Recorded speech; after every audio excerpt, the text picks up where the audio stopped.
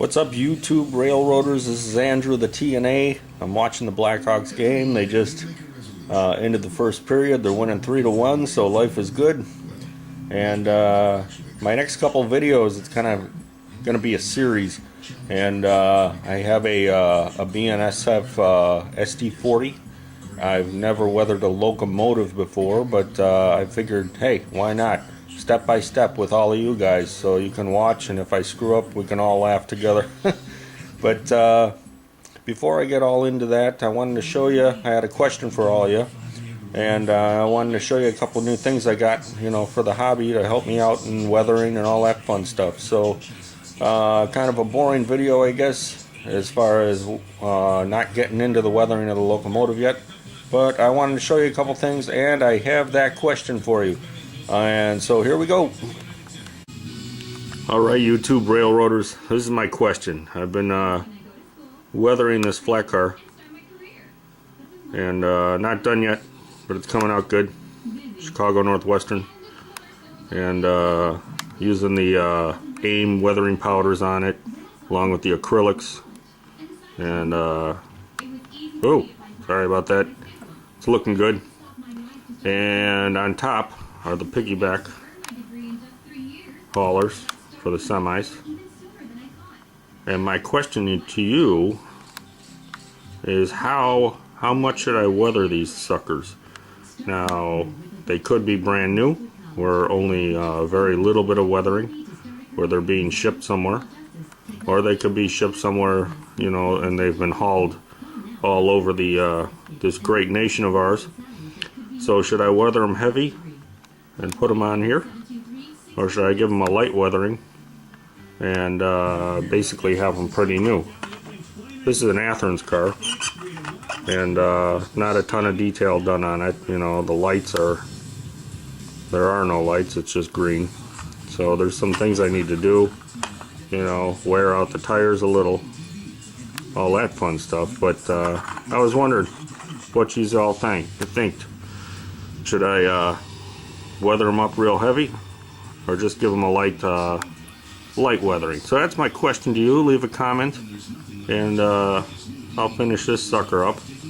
It's looking pretty hot though. And then eventually I'll have that done and I'll show you. So that's the question. So give me an answer, people. I appreciate all your help, and yeah, we'll make it all look sharp together. So give me your feedback, give me your comment, and I'll continue from there. This is an Athens, just an Athens locomotive, BNSF, sorry, SD40. And I've never weathered a locomotive before, and this is going to be a first. So let's all do it together. So you'll see the steps I do and everything I go about it. I've already taken the handrails off the locomotive, and so that's a step I've already done. I've already put a DCC decoder in it, so it is running on my layout now. But we're going to start weathering in the next couple videos. But I went to the craft store today, not the hobby shop, and I bought some things that I could use. And if I would have bought them at a hobby shop, they would have been tons of money. So let me show you what I got. Alright, I picked up an airbrush. It's something I've been meaning to do. It's not a dual action, it's a single action. I figured I don't need the dual action pretty much for how I'm going to be using it with the weathering of the model and the layout, but it is going to be helpful. It came with accessories, 2 bottles, and it was less than 30 bucks. So hey, you can't beat that. Got that at the craft store, and we're going to see how it works when we're weathering the old BNSF. Can't talk today, people. Back there. So I picked that up, less than 30 bucks. Pretty cool. I saw these and I thought they'd be great for the powders and working with the powders. Basically, they're oversized makeup applicators. It's like a spongy. They had different kinds. I like this kind, and I got a package of, looks to be 6 of them. just wandering around the craft store. You can see the craft store there. Not that I am promoting them, because I'm not, but $3. So I'm going to try these out with the powders and see how it works. It'll either be a good thing or it'll be a flop. But I picked them up. We're going to try them. Picked up some paint pens. They're not cheap. I've never done graffitiing on boxcars, but that's kind of like the hot thing to do as far as eBay, and you know, everyone's going nutty on those things. So I might try a car or two. I'm not totally into graffiti, but I've got it here, and if I see a car I like that and I want to do the prototype and it's got graffiti, well, I'm going to do it. So I'm going to hunt one down, and I'm going to attempt to do some graffiti. So this little suburban white kid is going to graffiti up, so it should be interesting. Picked up a bunch of new acrylics, a bunch of different kinds. They were on sale. I think I got them for 45 cents a jar. So you always need those. I mean, that's pretty much all I use as far as paint goes. And yeah, they're cheap and they work well. And if you've watched my other videos, I've praised them before, so picked up some of those. Now another thing, and I know another railroader on YouTube, hi Big L, has told you about this. This is from the hobby shop. Tester's Dull Coat Clear. It's 3 ounces. It's about $4.50 at my hobby shop. Works well, yes. Great, yes, but it's $4.50. You use it for 1 or 2 cars and you're done. And it's kind of a bummer, because $4.50 is $4.50. Krylon makes one. Krylon makes a clear coat that's dull, just like this, an 11-ounce can, for about the same price.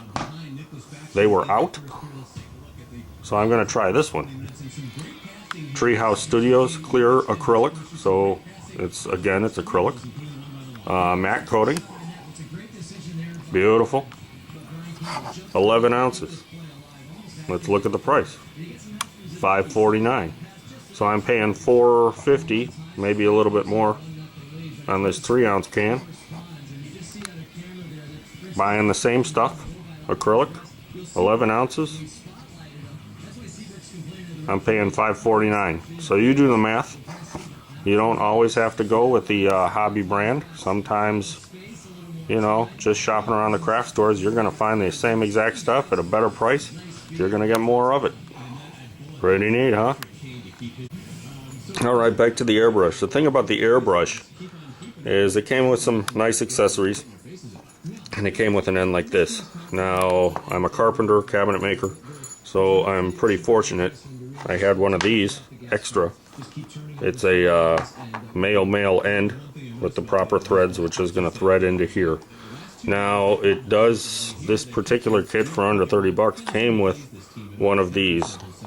With one of these, you can buy cans of air, and you put this on the top of the air can. You spin the little spinner down, and it gives you air. But it only gives you air for a little while, and then you're done, and you throw out the can. You have no more air. You got to buy another can. Because I'm a carpenter cabinet maker, I'm fortunate enough to have an air compressor. And let me show you what I got. It's a pancake air compressor. Now this sucker's a monster compared to what you need, but it's going to do what I need to do. And it's going to give me the air I need. And you don't need to get one this big. You can buy one for under $100. But this is the one I have, and it's going to give me the proper pressure. And with the fittings that I have extra, it's going to work well on the airbrush. You don't need to buy, this is a couple $100. You can buy a small one and still make everything affordable as far as airbrushing goes. But this is going to work for me because I have it, and that's good for me. No money involved there because I bought it a long time ago. So, pretty cool. Okay, like I said, my next video, we're going to be starting to weather up this BNSF SD40, and I'll show you how I do it. And like I said, I've never done one of these before, so it might be interesting and entertaining. So take care, everybody. We'll be catching you on another video real soon.